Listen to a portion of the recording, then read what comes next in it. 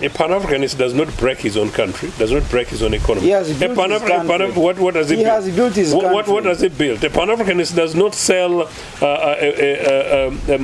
basic road traffic enforcement and give it 80% to dubious foreigners, does it? A Pan-Africanist does not invade neighbors. You know, Museveni has invaded. He's not invading neighbors. He's taking peace. The man has you. You've got it. The man has you. The man has you. SGR. Between the Malaba and the Kampala. You're done. With the Kenyans already being extended to link up and on doing expressway upgrades like Kampala and Pig. Road maintenance and transport connectivity are key priorities under the next financial year. You are done, Ochieno. The refugee policy is not Museveni's policy. The refugee policy is a UPC policy. UPC policy as early as before we were in government in 1959, because you need to know this. In 1959, Milton Obote, as the leader of the African opposition, the Uganda National Congress at the time, you know, during the genocide in Rwanda, Milton Obote told the British government then, who was controlling Uganda, that these are our brothers and sisters, they must be allowed in. Andrew Irumba Live.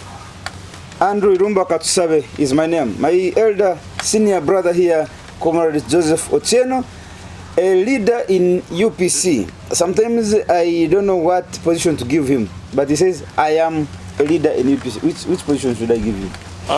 Sometimes he can't say UPC president, he can't say secretary general.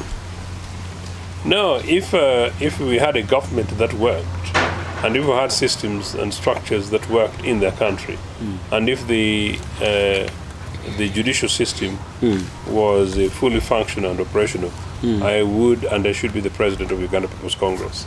Okay. Yes. Now that you are not a national leader and a member of UPC. Mr. Joseph Ochieno, State of the Nation address last Thursday. Give me the key points in there and give credit where it's due and critique and give them a negative where it's due.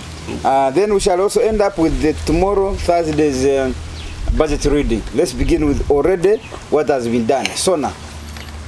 What credit should I give? The guys, I saw them reading huge figures, where we were and where we are now in terms of collection. I give them a credit. No, I find it very hard. And the day I will find an item to give credit to NRM and an item to give credit. In the last 40 years, there's nothing you can appreciate. If I can ever find one thing. Be human enough. I am extremely humane, and NRA is very lucky that I'm a very humane person, and in UPC we're very humane people. If I am to find an item that I can give NRM credit for in the last 40 years, I will. And if I can find anything that I can give Mr. Museveni credit for in the last 40 years, I will give. I am so tired of not finding one credit that is now quite traumatizing to me. So maybe let there be a blessing that in tomorrow's budget speech that Mr. Museveni surprises me and impresses me and comes out with something extraordinarily good. But I doubt. Look, the most obvious thing is that when Museveni is going to give an address, State of the Nation, national address, or anything else, you know that the script will be the same. He will tell you about 1986. All they do is just change the date. Tell about 1986 and how they came and they found no country, but they brought it from Luwero. And from then on, you know, you have a country and you're sleeping early. You refuse to say you're not among the people sleeping. You know. So part of the things that Mr. Museveni talked about was to talk down the traditional foundations and backbones of our economies in terms of coffee, cotton, tea, and some of the other issues and the other things that included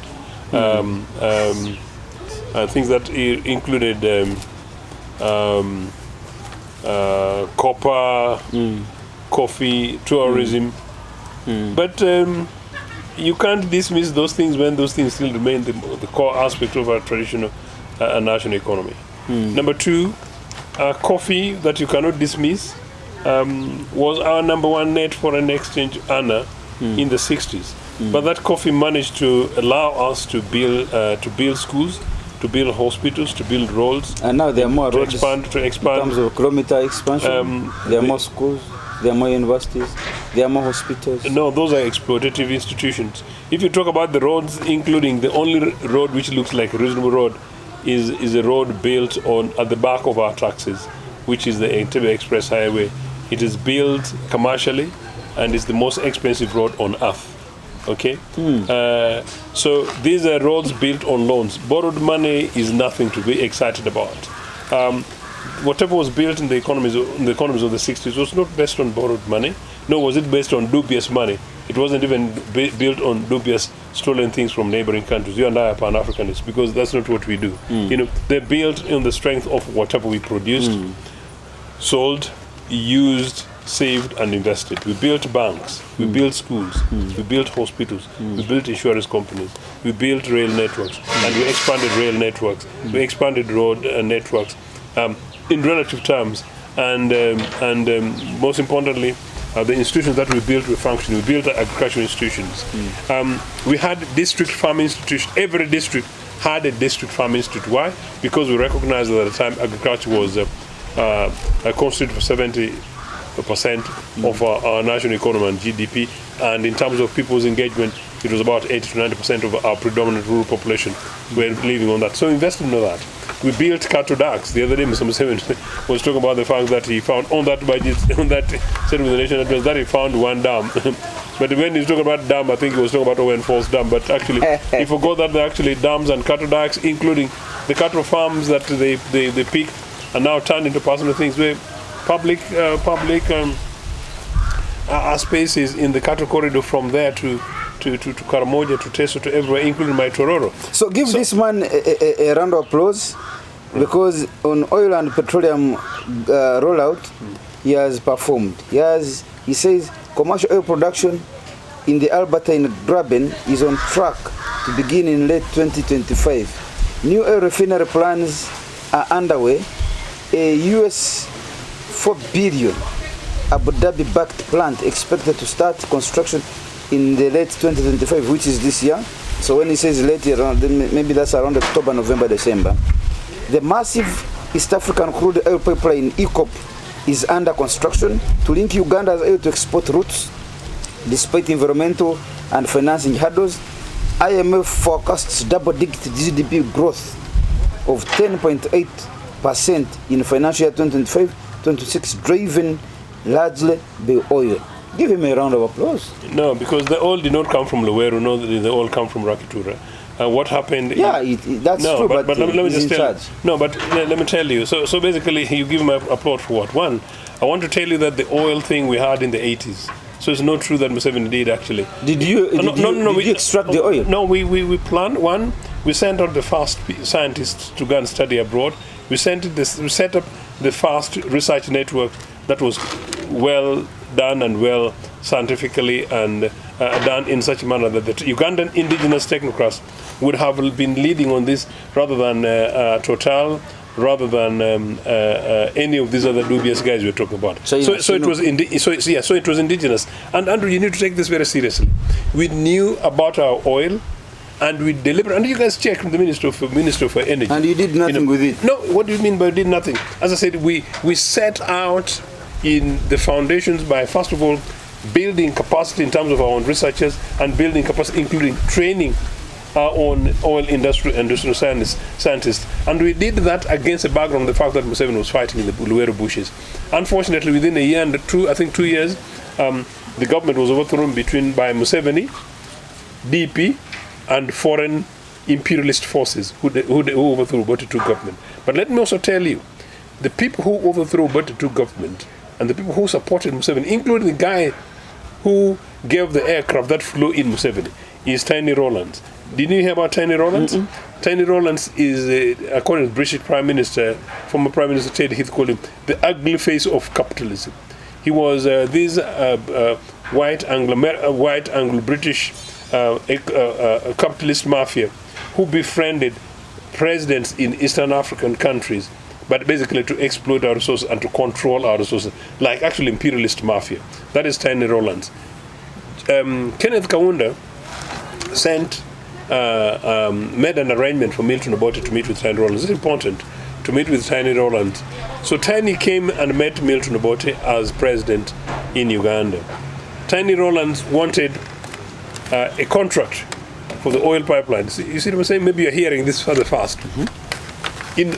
For the building of the oil pipeline from Mombasa to Kampala, which was already our plan. As part of this oil that Museveni thinks he came with it, I'm told they do a little bit of God. Anita Mong says Museveni is some kind of deputy God, you know? So now, Tiny wanted the contracts for the oil pipeline. And number two, Tiny wanted to take over the Lint and Coffee Marketing Board contracts to manage that. So when he put the proposal for Dr. Obote, almost the Pineti style, Obote told... The Pinetis had been there also. I'm saying Pineti style. No, here I'm talking about Pineti style. No, I mean, people who think like Pineti had been there all along. They've always been there. I thought it was a creation of Mr. Museveni. No. They have always been there. These guys have always been there. It's the job of the responsible governments to say no.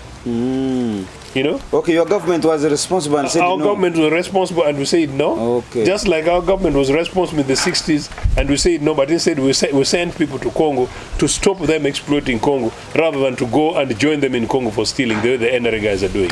Finish that point, we'll go to another one. So, Obote refused Tiny Rowlands' deal on this oil thing. But then Tiny Rowlands said that, Mr. President, this deal would be for you, good for you and your ministers. But at the time, Obote had told Tiny Rowlands that thank you for coming and thank you for giving me your proposal. But True told him that, look, Mr. Rowlands, this kind of proposal you bring to me normally comes to me via relevant ministers after a cabinet discussion. So what was... I'm deliberately telling you how governments work and how governments in this country worked before the mafia system in Uganda today. You know?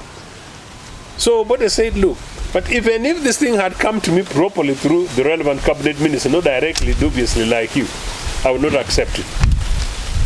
At that stage, Rowlands told Obote that, Mr. President, this deal would be good for you and your ministers. On record, Obote went furious, threatened to arrest Tiny Rowlands. You Google, guys, get Tiny Rowlands and Lone Road. Google it. You know, Obote threatened to arrest him and threatened to call the Inspector General of Police. Police headquarters was actually the other side of Parliament, and President's office was fourth floor parliamentary buildings. Get you arrested and make you a person non grata in this country. Rowlands was shocked, furious, left Obote's office, went to Nairobi by road, where his aircraft was. Yes, couldn't even wait for his aircraft to come to Kampala. Went to Nairobi by road, jumped on his private jet from Nairobi to London. From London, he started looking for Museveni in Sweden, and they started supporting these Musevenis. Hey. Yes. So talk about oil, and talk about dubious foreign businesses. Do you know what Obote calls Museveni? He calls him the Nyampala, Africa's Nyampala. What does it mean? Nyampala on behalf of imperialism. So you cannot tell me about this oil thing when I'm trying to tell you about it. Yeah, the head man for imperialism on the continent. Is it like an agent of somebody? I can tell you, according to Milton Obote, yeah, Mr. Museveni and NRA are the official Nyampalas for imperialism on Africa. And I'm talking as a Mr. Museveni is a Pan-Africanist, 911. A Pan-Africanist. He has been talking about it. It even makes part of his 10-point program agenda in his manifesto. A Pan-Africanist does not break his own country, does not break his own economy. He has built his country. What does it build? He has built his country. What does it build? A Pan-Africanist does not sell basic road traffic enforcement and give it 80% to dubious foreigners, does it? A Pan-Africanist does not invade neighbors. You know, Museveni has invaded. He's not invading neighbors. He's taking peace. Museveni has. South Sudan is peaceful because of Museveni. Burundi is peaceful because of Museveni. Rwanda, okay, probably Kagame is now in charge, is okay. Kenya here, at some point, you remember, he went and intervened. Uganda is largely peaceful. Even previously on 3rd June, when ADF, I don't know what it's ADF, in Namgongo there, when they just tried on a border, they could only walk so far. A They Pan-Africanist, nipped them in the mud. a Pan-Africanist does not invade another African country on behalf of foreign interests. Museveni invaded and conquered Rwanda. Museveni invaded and nearly conquered Burundi, invaded and conquered Congo, invaded and conquered South Sudan, invaded and actually made Africans die in Somalia on behalf of Anglo-Americans. That's not Pan-Africanism, is it? Let me go to the point. Public, now this one you give him credit. Public investment and budget. Parliament has approved Uganda shilling 72.4 trillion. That's equivalent to 20 billion US dollars budget for 2025-2026. July 25th to June 26th. Prioritizing agro-industrialization, tourism, mineral development, and oil infrastructure. New infrastructure projects include 121 billion billion Uganda shillings, equivalent to 33 million US dollars.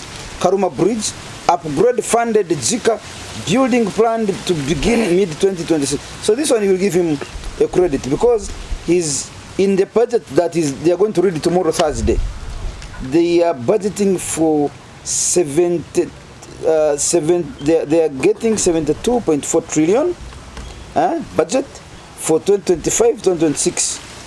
But they are prioritizing, listen to this one, Mr. Ochieno, they are prioritizing agro-industrialization, tourism, mineral development, and oil infrastructure. New infrastructure projects include 121 billion from that money that they are going to budget for tomorrow. Karuma Bridge, upgrade, funded by JICA, building planned to begin mid-2026. Who's JICA? JICA, I think this is German something. And you talk Pan-Africanism? After 40 years, you still defend? It's okay. After 40, have friends who admire your works and they come to support you. Is it for free? Is it a donation? Yeah, I think so. Did you, I know you were still young in 1988. In 1988, there's a clip, a video I'll share with you, in which Mr. Museveni abuses previous governments and said that he's building capacity for his NRM, meaning NRM military training engineering wing to build railways. Engineering brigade. A brigade said, these things, just building these sleepers here, you cannot do it. And he was laughing in a very sarcastic way, said how terrible these people are. So that is now 1988. So now how long is that? He even said, how can you import chairs from Turkey? How can you import these things from Turkey? So now tell me, you want me to give credit to Mr. Museveni, or you want me to have Museveni interviewed here almost as a suspect? To give him credit. To give him a credit for having broken our promises for 38 years on basic engineering. As I said, that time when Museveni was speaking, passenger trains and goods trains traveled from Kampala to Kasese. Today, those things are not there. Passenger trains travel from here, Kampala, to Tororo, to Gulu. What were they looking for in Kasese and Gulu? No. How can you talk like that? What were they looking for? I'm looking for an answer. No, they're serving the citizens of this country. And number two, but number three, you're getting copper, you're getting cotton, you're getting imports, you're building a sustained economy. At that time, a train would pass via Ntungamo to collect coffee. Now the man has taken the factory there. Yeah, the train will be passing there to pick your cotton, you the trader. Now this time he has brought the factory in your backyard. I'll not comment on that. Let me tell you, Maina Gongira. That's a solution. Maina Gongira had a factory, cotton ginnery. So he processed the cotton. That cotton, once processed as a ginnery, the bales of cotton is taken to Mbale and Ojinja, and they would make the fabrics. Fantastic, beautiful clothes like yours, and then we'll sell the complete finished products abroad in top supermarkets. Not anymore. But also we produced oil. Oil? Yes. Meaning this oil for cooking oil and others. Yes. Cooking oil. So that factory place is now a police station in Nagongera. And the buildings are terrible. To give you security. The building give us security. Yeah. No, security does not mean does not mean more people. It means serenity. It means law and order. Okay. And so since you have refused to give him credit on that also. No, but there's no way in which I can, because as I said, you say that, and you talk about ECO, and talk about basically maintaining Karuma Bridge. Maintaining bridge is a matter of formalities. In any case, they found Karuma there, they didn't build, did they? And then finally, when you talk about the size of the budget, do you know how much of that money is borrowed? And you know when that money is borrowed, how much of that is borrowed today? How much do we borrow today? How much were we borrowing in 1983, 84, 85? Even after Idi Amin had broken. You were such a bad government that you didn't have enough friends, good friends, to borrow you money. No, we did not. We did not succumb to IMF and World Bank because we were anti-imperialists, we were progressive, we were pro-Africans. But also at the same time, we were generating enough from cotton, generating enough from coffee, generating enough from tourism. Tourism was projected to be the #1 forex earner by 1972. Visionary government of 10-year program, we were able to turn around the economies of Uganda, to build hospitals, to build schools, to build this extension, this infrastructure, to build agro-processing, as you talked about, which we did. Build coffee plant in Bugolobi, as the best on the continent. In fact, the second best in the world, only followed by one where in Brazil. You can go on and on and on. So today in Nagongera, those were wishful thinkings. No, they were real. Are you saying wishful thinkings or real things? No. I mean, my brother, Comrade Rumba, please. What I have talked about were not dreams. They were realities. And if these were realities 50 years ago, 40 years ago, and today they don't exist, and somebody is borrowing money in trillions and saying they're going to do it, and after those trillions, 10 trillion of it is taken in corruption by, as presented by Museveni's own inspector IGG. Then these people need to be bundled up and dumped in Luzira prison rather than being clapped for. That is what we should be doing. In charge of the keys in Luzira. Unfortunately, you're right, that makes it very hard. But I'm also telling you that when you come back to Nagongera, there is nothing today in Nagongera that you can relate with this government as a new regime. Nothing. A community development center, a hospital, a health facility, a new school, a new road in Nagong. The whole of Toro district. Has got not a single new complete tarmac road. There's only one which is maybe about to be complete, being done by Chinese, the old Busia road. But the whole of the original Toro district. PDM up to your village level right now. Whose economics is that? PDM. That you give a family 1 million Uganda shillings? When the which you could not afford in your government. No. What do you mean? These ones can afford to collect money and give up to the parish, give 1 million shillings to the parish, and then give 100 million to MPs, and some former MPs and some of their children can't die because that's because it is available. You didn't have it. No, if you had it, you would have also given them. And then their children die from malaria. Yeah. Do you know how much? Do you know how much Nakasero Hospital? The other day, Mr. Museveni himself was saying. Do you know how much it is to spend a night in Nakasero Hospital? How much they charge for a bed? Huh? It's a nightmare. Yeah. Okay. So my brother, you have refused to give him credit on that. Now let's I have not refused to give credit. There is no credit to give. On this one, I know you're going to give credit. Infrastructure and the roads. This one, I know you're going to give. He has projected projects highlighted include a new standard gauge railway, SGR. You have been complaining, now it is coming now. So I think you are going to be... What have you been complaining about? The man has you. You've got it. The man has you. The man has you. SGR. Between the Malaba and the Kampala. You are done. With the Kenya's lane being extended to link up and on doing expressway upgrades like Kampala and Pig. Road maintenance and transport connectivity are key priorities under the next financial year. You are done, Ochieno. I am done. You are done. So the train has come from the heaven of the world. It is coming. SGR. This was your problem. Now you are completely done. No, look, the fact that this guy could kill the train, where they killed the train and took it, I don't know.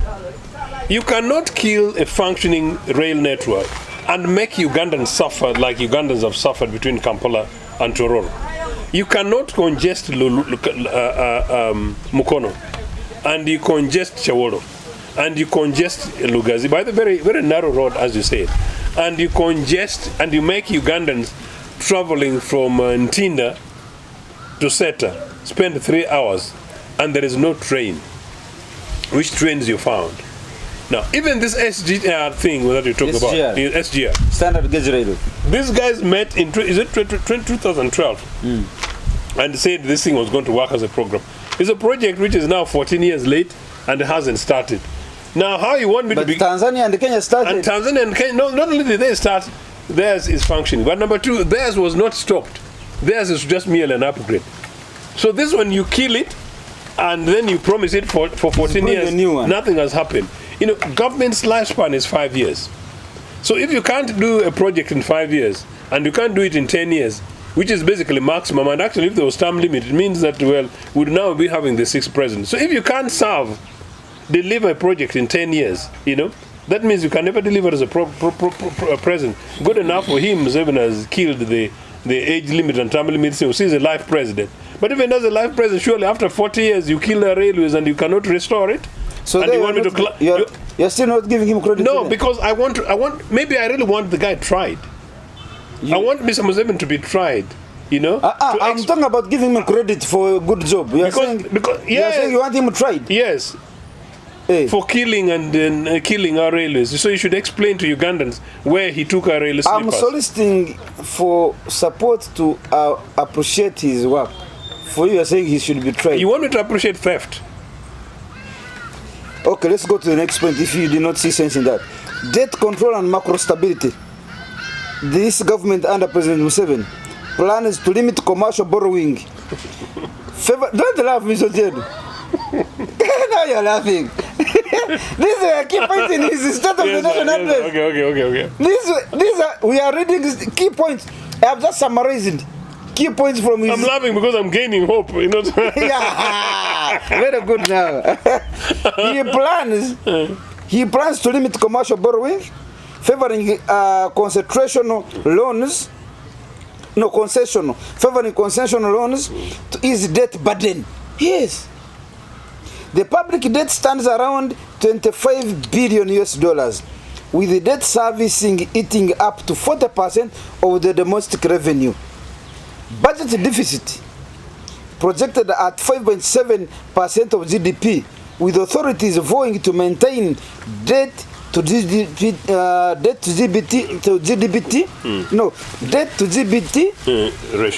ratio below 50%. Let's first handle that one before I go to education. That's a terrible crisis.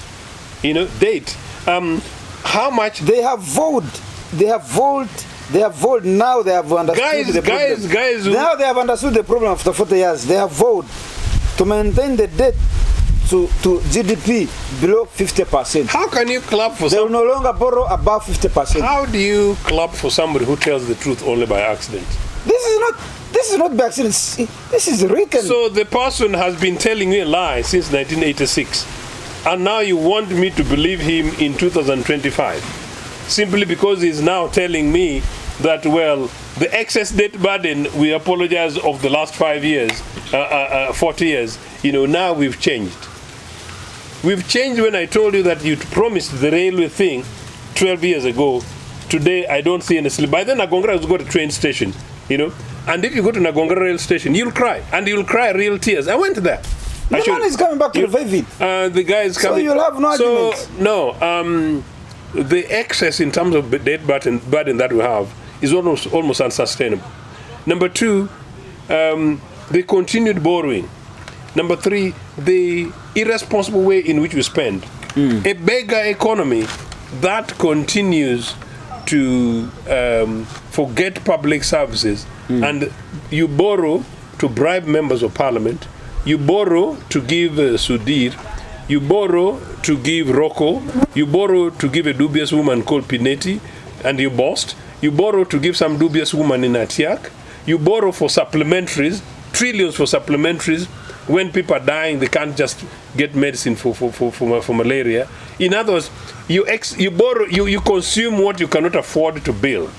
You know, you killed our banks, which UPC founded and built for our countries. And let me tell you this: these guys sold Uganda Commercial Bank, built by Uganda People's Congress, sold it to a Boer company called Stanbic. Yeah, and then the other year, they decided that because they're doing the Umeme thing, they sold our Uganda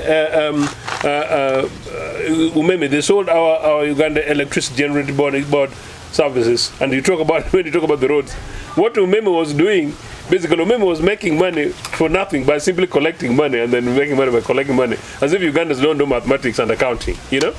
So you sell Uganda Commercial Bank to South Africa, you sell Uganda Electricity Board to South Africa, and then after 25 years they've eaten our money. You decide to borrow money from Uganda, the bank that you sold Uganda Commercial Bank to.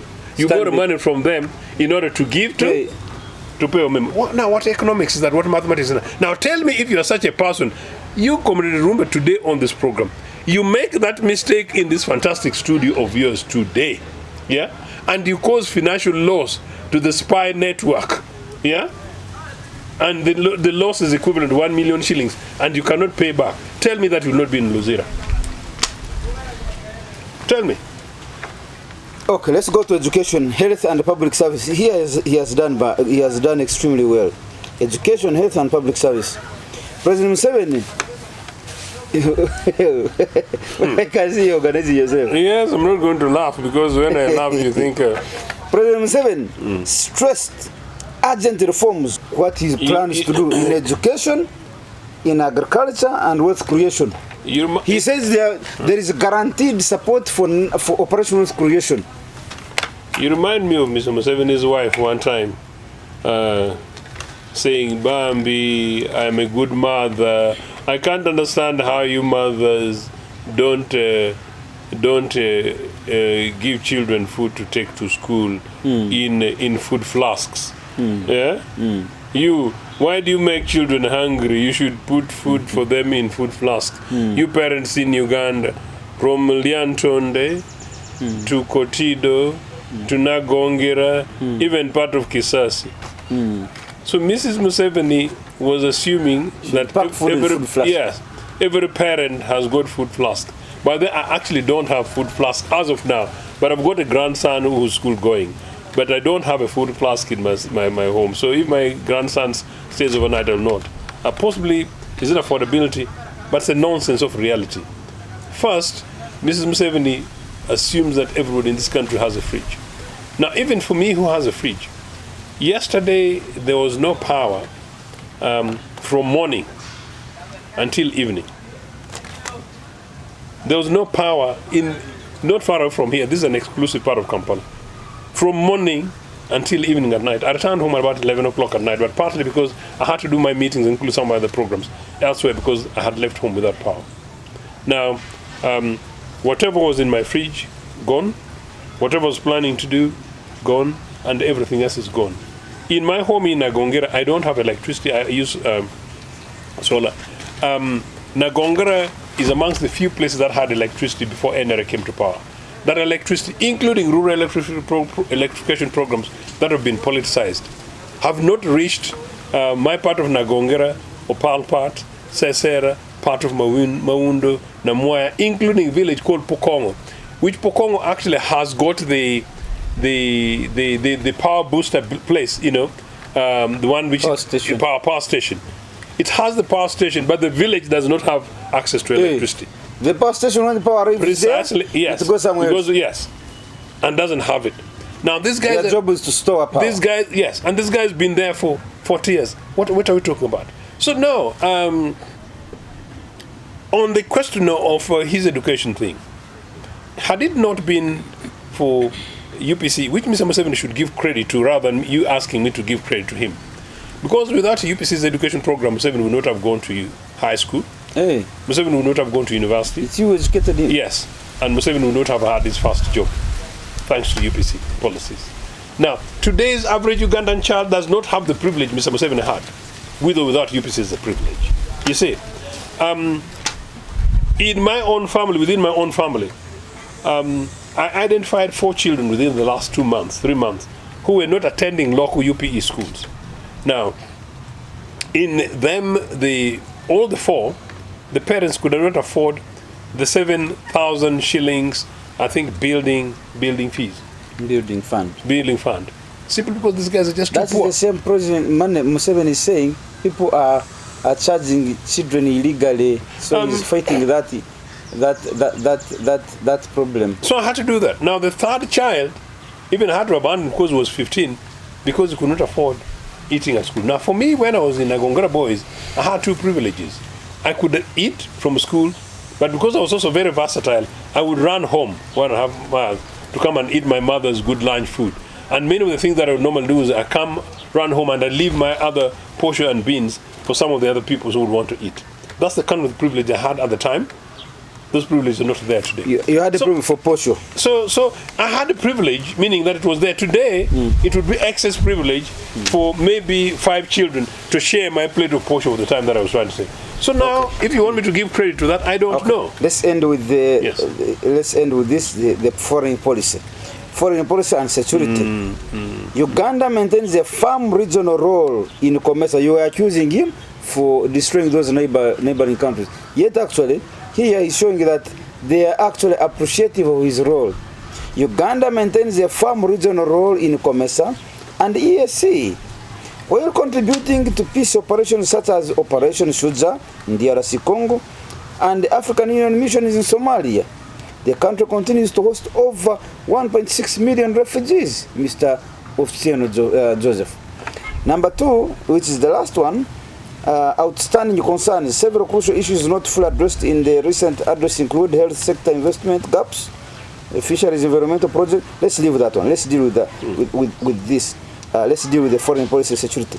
The man you're accusing of exporting anarchy, actually here is showing he has contributed positively to the regional blocks like COMESA and EAC. You talked about the Somali thing. Yes. The Somali thing was not an African Union thing. Somalia was only wrapped up as an African Union thing in order to clothe the imperialist job. The original going to Somalia, and Ugandans need to know this, was designed by Museveni and his Anglo-American dubious friends to take Ugandan boys and girls to go and die, in Somalia on behalf of the Americans. Okay? And that was a deal that was then gone ahead and justified, wrapped up with the backing, supporting of the African Union thing. But basically it was sending poor Africans to go and die, in Somalia. Poor Ugandan Africans to go and die. And by that, I take strong exception to that. So it's not really about anything to do with Museveni or anybody else. Simply I just resent the idea that Ugandan boys and girls, Ugandan soldiers, whose job and training is to defend our national strategic interest. Museveni clothes this in a Pan-Africanist kind of stuff. I don't think so. Somalia was the most important thing. I don't forget when these people were being sent to Somalia as basically rent an army thing in exchange for money and foreign backing, foreign backing and support. We still had issues in northern Uganda where Museveni subjected our people in northern Uganda to concentration camps for 16 years, and we still had issues with ADF. So I don't know what credit. Comrade Joseph Ochieno, yes, sir. We've been here for 1 hour, breaking down the State of the Nation address for President Museveni. In 1 hour, I have listed for you the key points. Where can you say here this man has done for the last 40 years at least now? Because everything I've read here, you are rubbishing it. Why is President Museveni still a darling in Uganda then? Now, he's done very well to keep himself in power. He's done very well to entrench his family in power. He's done very well to have a son who's able to train and become the army commander and to take absolute charge of the country. He's done very well to please foreign interests, particularly imperialist interests. He's also done very well to play almost like, not Malay because I don't know to say it in that way, to play sides. That you're able to dance to the West in the morning and dance to the East in the evening. So he's pleased Chinese, pleased Russians, and pleased Americans. So for that, you give the man credit. The guy's very clever in managing his self-interest, but the national interest, zero. But so if that's what we need to say about Mr. Museveni, that is done very, very well and done nothing for himself. He's done it for himself. The people who benefited from Museveni, his family, his close friends, his close allies, regional dubious friends like Ruto, Salva Kiir, and others, and Anglo-American interests. Those are the people who benefited from Mr. Museveni. Uganda as a nation has been used basically as a space to suck. And while Uganda is being used to suck and suck, Congo has suffered. And so has the regional stability suffered. I think the majority of the people in South Sudan would not see Mr. Museveni as a stabilizer, would see Mr. Museveni as a one-sided guy who's actually supporting brutality around Salva Kiir when the opposition leader is in jail. Excess is actually extremely shameful. If John Garang were to re-emerge, on earth today, he would be a very sad man that he ever shook hands with Mr. Museveni and thought they were partner. If even Julius Nyerere, who partly contributed and substantially contributed to Mr. Museveni's rise, including to a certain extent betraying his friend Milton Obote in order to support Mr. Museveni, Julius Nyerere would be a very sad man. And if Nelson Mandela, who sometimes thought that maybe after the Obotes did whatever they did, Museveni was a little bit of hope. No, Mr. Museveni, talk about regional thing, told gave misleading information to SADC leaders when they went to invade Congo over Mobutu. Turned out he was doing it for other interests. When they did the second invasion that nearly caused the first African World War, it was basically a journey which was possibly close to the Bachwezi deal. No, I don't know anything that you could say. And then finally, the question of refugees. The refugee policy is not Mr. Museveni's policy. The refugee policy is a UPC policy. UPC policy as early as before we were in government in 1959, because you need to know this. In 1959, Milton Obote, as the leader of the African opposition, the Uganda National Congress at the time, during the genocide in Rwanda, Milton Obote told the British government then, who was controlling Uganda, that these are our brothers and sisters, they must be allowed in, because the British were trying to block refugee entries. That was the beginning of a constructive refugee policy. And so the refugees came in, then the Kagames, instead of actually going to break the necks of our people in Luwero, they should actually apologize to Ugandans, apologize to UPC, because we allowed them in. And when they came in, we gave an open Pan-Africanist progressive global policy programs to say that, well, refugees in Uganda are brothers and sisters and they've got a right to be given the opportunity to grow, educate themselves, learn, and live with us in harmony, side by side. Unfortunately, a section of Banyarwanda refugees abused that and sided with the Musevenis, basically to break the hands that fed them. But that's not the point. The point is that the refugee policy that you have today is a policy that was built based on the position we took in the 50s. And from independence in 1962, we had this open, progressive refugee policy, the best on the African continent, and still by and large remains that. But guess what NRA has done with it? Instead of using the refugee policies to enable us, use the refugee policy to use refugees, to kill Ugandans in Luwero. So instead of using refugee policy to harmonize the relation between Rwanda, Uganda, and everyone else, they use Rwanda in a particular way to make the politics of Bachwezi them versus us. And instead of using the refugee policies to support refugees in Rwanda, South Sudan, and others, corruption in OPDM, just like corruption everywhere, they started using refugees as a sign of business. And today, Mr. Museveni uses that refugee policy, including that program, as a way to make money from global agencies, money that continues to go into this pocket. How these NRA guys never get satisfied with the money stolen and otherwise, I don't know. To the extent that they even want to make money, in the name of the livelihood of our people, including refugees in our country. Mr. Zuzu.